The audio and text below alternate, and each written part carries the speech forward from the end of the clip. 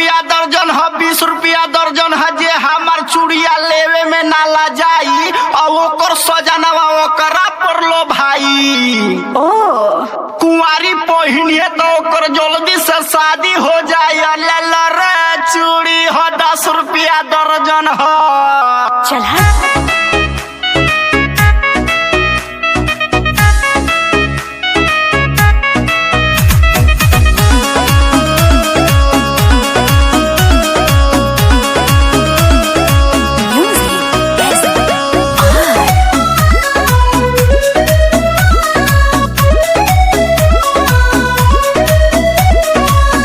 गोरी चूड़ी बिकाए बयाई, लेला गोरी चूड़ी बिकाए बयाई, लेला गोरी चूड़ी बिकाए बयाई। लाल पियर चूड़िया दीवाना वाले आई, लाल पियर चूड़िया दीवाना वाले आई। लेला गोरी लेला, लेला गोरी चूड़ी बिकाए बयाई, लेला गोरी चूड़ी